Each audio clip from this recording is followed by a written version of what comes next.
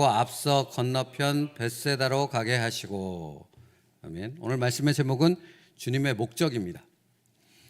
우리의 삶을 인도하시는 주님의 목적은 이 세상의 성공에 있지 않다고 챔버스 목사님 말합니다. 뿐만 아니라 주님의 목적이 아주 먼 미래에 있지도 않다고 말씀하십니다.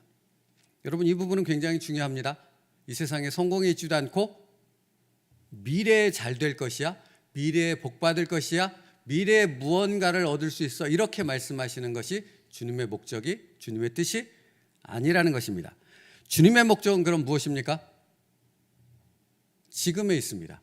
현재의 우리의 삶에 초점이 맞춰져 있다는 것입니다. 주님의 목적은 바로 지금이라는 이 시간에 내가 주님과 주님의 능력을 의지하는 데 있다는 것입니다.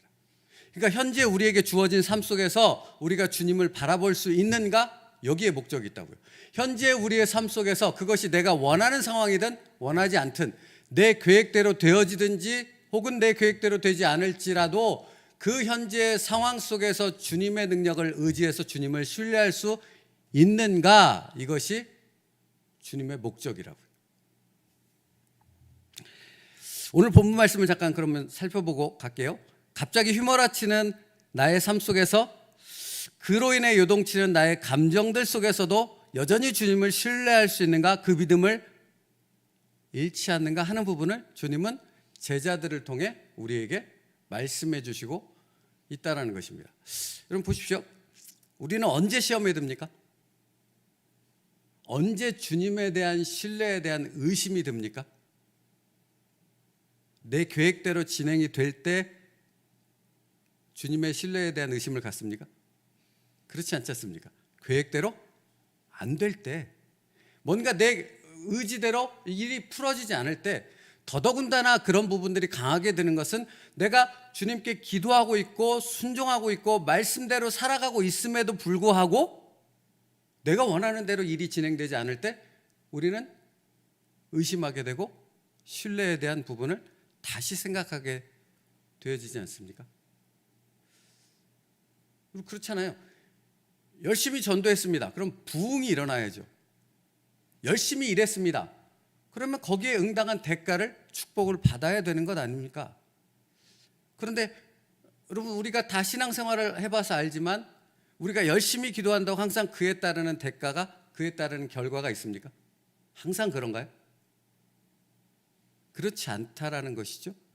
그러니까 이 말씀은 굉장히 우리에게 중요한 부분입니다. 현실적인 우리의 신앙생활에 있어서 어디에 초점을 맞추고 무엇을 바라봐야 되는가 하는 부분을 말씀하고 있는 것이죠. 현재 우리가 직면한 상황들이 내 생각과 계획대로 돌아가지 않고 다르게 돌아갈 때 우리는 시험에 듭니다. 주님을 향한 신뢰를 의심하게 되어집니다. 오늘 본문 말씀의 내용이 바로 그것입니다. 예수님께서 제자들을 재촉하셨다고 오늘 본문에 표현되어 있습니다. 그리고 그 재촉하심을 통해 제자들을 갈릴리 바다로 배를 타고 건너가게 만드셨어요. 근데 이제 그 다음 구절들을 보십시오. 47절 말씀이요. 저물매 배는 바다 가운데 있고 예수께서는 홀로 무태 계시다가가 됩니다. 주님이 재촉하셨어요. 야, 서둘러 건너가, 벳세다로 향해 가, 이렇게 하셨다라는 거예요. 그래서 그 떠밀림에 의해서 제자들이 배를 타고 갈릴리 바다를 건너 벳세다를 향해 가게 된 거예요. 근데 그 바다 중간쯤에 이르게 되었을 때 깜깜해진 거예요. 한밤중이 된 거예요. 이것도 사실은 쉽지 않은 부분이지 않습니까? 바다 한가운데 있는데 깜깜해진 거니까 이게 두려운 상황밖에 되지 않겠습니까? 근데 그 다음 구절은 뭐죠? 48절 앞부분만요. 바람이 거스름으로 제자들이 힘겹게 노젓는 것을 보시고입니다. 여러분, 우리가 알고 있듯이 제자들은 예수님 제자가 되기 이전의 직업이 무엇이었습니까? 베드로를 비롯해 이 사람들은 어부였지 않습니까? 그리고 그 어부의 삶의 터전으로 수십 년간을 고기를 잡아왔던 그 바다가 어디였습니까? 갈릴리 바다였지 않습니까? 그러니까 이 사람들은 갈릴리 바다에 매우 익숙해 있는 것입니다. 풍랑도 만났을 것이고 거친 파도도 경험했을 것이고 여러 가지 상황들을 경험했을 것입니다. 그 갈릴리 바다에서. 그런데 오늘 말씀에 보면 48절에 바람이 거스름으로 제자들이 힘겹게 노젓는 것을 보시고입니다. 그러니까 그 제자들이 수십 년간 어부로 살아왔던 사람들이 힘겹게 노를 저어야 되는 상황이라면 그들이 만난 풍랑의 그 크기가, 그 위협의 정도가 굉장히 심각했다라는 사실을 미루어 짐작할 수 있지 않겠습니까? 근데 보십시오. 주님이 재촉했어요. 그래서 한밤중에 건너지 말아야 될 바다를 바다 한가운데서 한밤중 건너게 되는 상황을 만났고, 거기서 상황이 끝나지 않고 거친 풍랑이 몰아쳤는데 평생을 어부로 살아왔던 사람들이 노를 젓는 게 힘겨울 만큼 그 거친 풍랑을 바다 한가운데서 한밤중에 만나게 되어졌다라는 상황을 지금 우리에게 설명해 주고 있지 않습니까? 그러면 이 상황은 제자들이 원했던 상황입니까? 제자들이 기대했던 상황? 그들이 간절히 바랬던 상황입니까? 아니지 않습니까? 그러면 이 상황을 이 한밤중에 만나게 된 제자들의 마음 가운데서는 한편으로 무슨 생각이 들었겠습니까? 이거 뭐지? 왜 이런 거야 이거? 주님의 말씀을 따라 내가 순종해서 지금 갈릴리 바다를 건너서 벳세다를 향해 가고 있는데 왜 한밤중은 되어졌으며 한밤중이 되어졌을 뿐만 아니라 이 거친 풍랑을 만나 목숨이 위태로운 이 상황을 만난 건 뭐지? 도대체 이건 뭐지? 왜 이러는 거지? 주님, 이건 도대체 무슨 상황입니까? 하나님, 도대체 왜 나에게 이런 상황을 허락하신 것입니까? 가 되지 않았겠습니까? 근데 여러분, 사실은 우리의 신앙생활에도 이런 상황들이 있습니까? 없습니까? 있다라는 겁니다. 있으니까 이 말씀을 우리로 하여금 지금 묵상하는 것, 하게 하신 것 아니겠습니까? 순종하는데, 주님 말씀대로 사는데, 기도하는데, 예배 잘 드리는데, 헌신하여 봉사하는데 내 계획대로 돌아가지 않고 도대체 왜 이 상황입니까? 왜 이런 상황이 지금 나한테 벌어져야 합니까? 주님, 도대체 뭘 어떻게 하라고 나에게 이 상황을 허락하신 겁니까? 도대체 왜? 라는 질문이 우리에게 생기는 그런 신앙생활이 있다라는 것입니다. 그러면 여러분, 이것에 대한 주님의 대답은 무엇입니까? 대답하셔야 되지 않습니까? 여러분이 제자들이라면, 아니 뭐 이 본문의 상황이 아닐지라도 우리가 직면한 현재의 상황일 수도 있지 않습니까?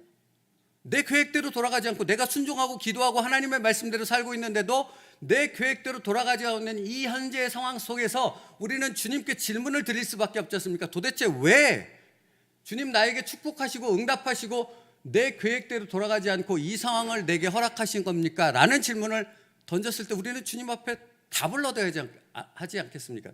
당연히 그렇죠. 오늘 본문에서 주님은 뭐라고 대답하십니까? 50절 말씀을 한번 같이 읽을까요? 50절 말씀이요. 시작. 그들이 다 예수를 보고 놀람이라. 이에 예수께서 곧 그들에게 말씀하여 이르시되 안심하라, 내니 두려워하지 말라 하시고, 주님은 제자들에게 찾아오셨습니다. 그리고 주님이 그 제자들을 향해 두려움 가운데 떨고 있는 그 제자들의 배에 오르셔서 그들에게 하신 말씀은 딱 이 말씀뿐이었던 거죠.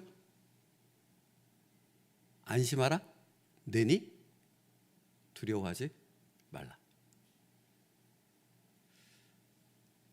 여러분, 그러니까 주님이 이 과정을 통해 제자들에게 가르쳐 주시고자 하는, 그러니까 이 상황을 제자들에게 일부러 허락하신 주님의 목적은 무엇에 있습니까? 내니 두려워 말라. 뭐예요? 너희들은 나만 보면 된다라는 겁니다. 상황이 너희의 계획 가운데로, 너희가 원하는 대로 너희의 현실이 그렇게 흘러가지 않을지라도 너희가 바라봐야 할 분은 오직 누구뿐이다? 주님뿐이다라는 겁니다. 너희가 신뢰해야 될 분은 누구뿐이다? 주님뿐이다라는 겁니다. 왜죠? 모든 것이 다 주님께 달려 있으니까요. 여러분, 우리의 믿음이 그것 아닙니까? 이 세상을 창조하신 분 누구십니까? 주님이십니다. 이 세상을 지금 내가 열심히 일하고 있고 내 가정이 속해 있고 내가 현재 숨을 쉬면서 살아가고 있는 이 세상의 모든 만물을 다 다스리시고 당신의 뜻대로 이끄시는 분이 누구십니까? 주님이십니다. 아니신 분은 이렇게 예배드리지 않지 않겠습니까? 주님이시지 않습니까? 이게 우리의 신앙 고백이지 않습니까? 그러므로 우리는 모든 상황 속에서 누구를 바라봐야 됩니까? 답은 분명합니다. 근데 이 답이 분명함에도 불구하고 우리가 그 주님만을 바라보지 못하는 이유는 무엇입니까? 뭘 보기 때문에? 현재 상황을 보니까 상황대로 돌아가지 않는, 뭔가 꼬여져 가고 있고 뭔가 내가 원하는 계획대로 돌아가지 않고 있으므로 내가 원하는 결과를 줄 것 같지 않은 이 상황에 집중할 때 우리는 누구를 보지 못하게 되는 겁니까? 주님을 보지 못하게 되는 것 아닙니까? 주님을 보지 못하게 되면 그 다음에 나타나는 현상은 무엇입니까? 베드로처럼 물에 빠지는 거죠. 뭐가 나오는 것입니까? 우리의 마음에는 불평과 원망만 나오게 되는 것 아닙니까? 도대체 왜 이러십니까? 주님, 나한테 왜 이러십니까? 이런 원망이 끊임없이 나오니까 신뢰할 수 있겠습니까? 그럴 수 없지 않습니까? 그러니까 이건 영적인 싸움이 분명하지 않습니까? 그러니까 이 상황을 우리 가운데 허락하신, 지금 내 계획대로 돌아가지 않고 뭔가 내가 원하는 대로 돌아가지 않는 이 상황을 내가 순종하고 있음에도 불구하고, 말씀대로 살아가고 있음에도 불구하고 허락하신 그 주님의 뜻을 바라보며 주님만을 신뢰해야 되지 않고 내 감정이나 이 휘둘리는 상황 가운데, 불신 가운데 들어가고 있다는 것은 내가 지금 무엇을 놓치고 있는 거예요? 주님이 이 상황을 허락하신 그 목적이 어디 있는가 하는 부분을 놓치고 있다는 것을 깨달아야 한다고. 그러면 지금 우리는 말씀 가운데 주님의 목적이 어디 있는가를 깨달았잖아요. 그러면 어떤 싸움에 들어가야 되는 것입니까? 현재 상황에 내 눈을 꽂지 말고, 내 마음을 뺏기지 말고, 내 감정에 휘둘리지 말고 주님만을 바라보는 것입니다. 끊임없이 주님만을 바라보는 것입니다. 주님만을 신뢰하는 것입니다. 그 싸움이라고요. 그 싸움이라고요. 그래서 챔버스 목사님이 마땅히 이 부분 때문에 당연히 나올 수밖에 없는 말씀을 하시더라고요.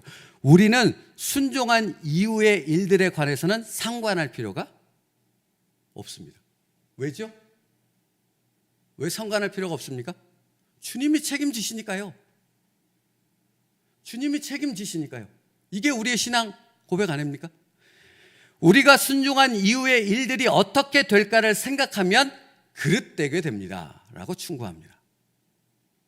우리는 주님을 신뢰하고 순종하면 되는 거예요. 주님의 말씀을 따라 걸어가면 되는 거예요. 나머지는 누가 하시니까? 주님께서 하시니까. 그런데 이것을 넘어서서 우리가 상황을 집중하면서 반순종하는 거죠. 왜? 양다리 걸친다고 하는 것처럼, 주님, 그럼에도 불구하고 나는 순종해 보겠습니다, 이렇게 양다리 걸치는 그런, 뭐라고 표현해야 될까요? 이 부분을 주님은 원하시지 않는다라는 것이잖아요. 주님은 전적인 믿음, 전적인 신뢰, 전적인 순종을 바라시는 거잖아요. 그렇죠? 그러니까 사실은 이런 거 아닙니까? 주님, 이렇게 해주시면 내가 이렇게 순종하겠습니다. 이건 뭐죠? 조건부 순종 아닙니까? 거래가 되는 것 아닙니까? 주님이 원하시는 것은 이게 아닌 거죠.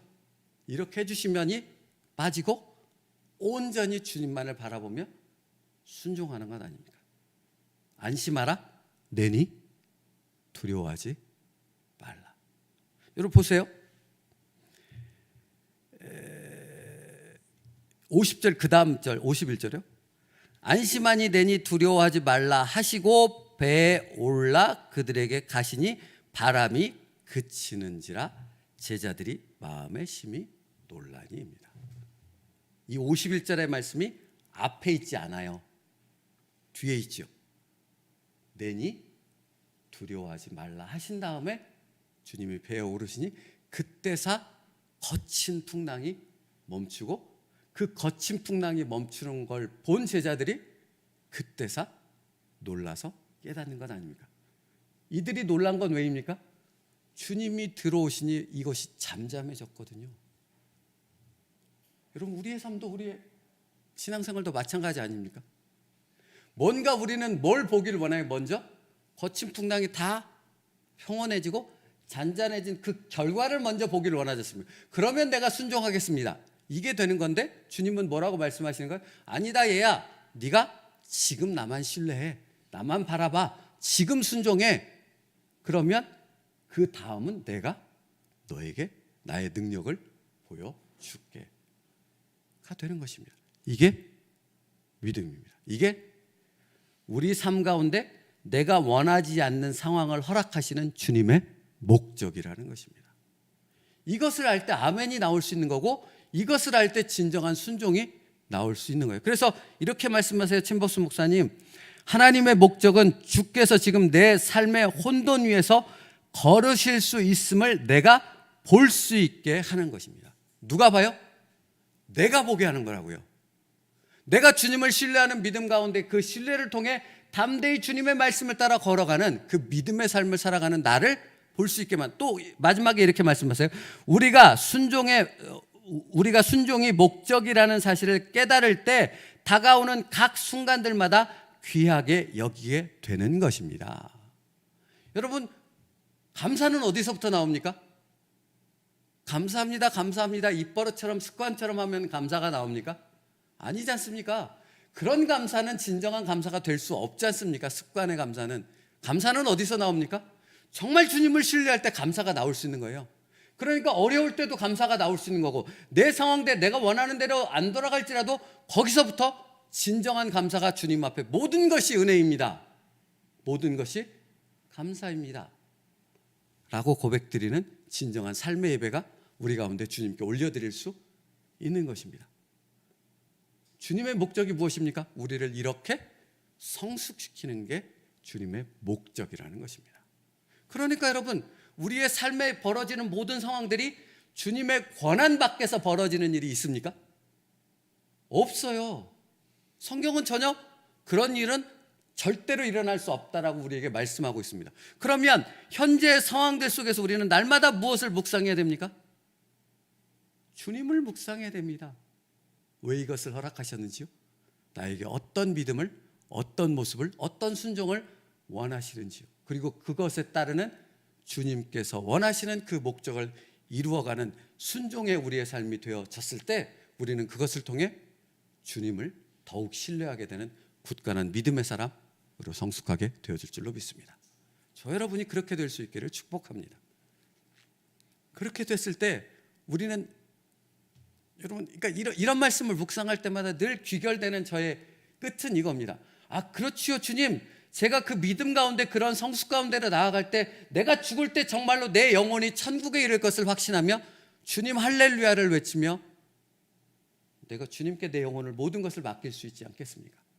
아니, 저는 그렇게 고백한다니까. 그렇게 제가 이 세움늘교회를 은퇴할 때, 주님, 내 이후의 미래가 아무것도 준비되어 있지 않을지라도 주님, 여기에서 무언가를 바라고 인간적인 욕심을 바라고 내가 원하는 것을 추구하지 않고 모든 것을 주님의 뜻대로 내려놓고 온전히 순종하여 여기를 딱 결별하고 떠날 수 있는 그 주님의 뜻을 이룰 수 있는 순종이, 그 믿음 가운데 섰을 때 제가 그렇게 온전히 순종할 수 있지 않겠습니까? 그러니까 날마다 저의 기도는 그렇다니까요. 정말 그런 하나님의 은혜를 증거할 수 있는 저의 마지막이 될 수 있도록 해달라. 여러분, 우리는 그렇게 주님께서 성장시켜 가시길 원하시는 것입니다. 목적이 거기에 있습니다. 그 주님의 목적을 기억하며 오늘도 정말 주님을 찬송하며 아멘으로 화답하며 순종할 수 있는 저와 여러분 될 수 있기를 축복합니다. 기도하겠습니다. 살아계신 하나님, 감사합니다. 오늘도 주님의 말씀을 깨닫습니다. 이 깨달은 말씀을 우리의 삶 속에 적용해서 어떤 상황 가운데 있을지라도 주님만을 바라보게 하여 주시옵소서. 주님께서 이 상황들을 통해 우리에게 주실, 우리를 향한 그 목적이 무엇인가를 깨닫게 하셔서 오늘도 주님을 신뢰하며 그 말씀을 붙잡고 온전히 순종하며 주님을 따라갈 수 있는 믿음의 신실한 사람들 되게 하여 주시옵소서. 예수님의 이름으로 기도 올리옵나이다. 아멘. 우리 찬양합니다. 430장입니다.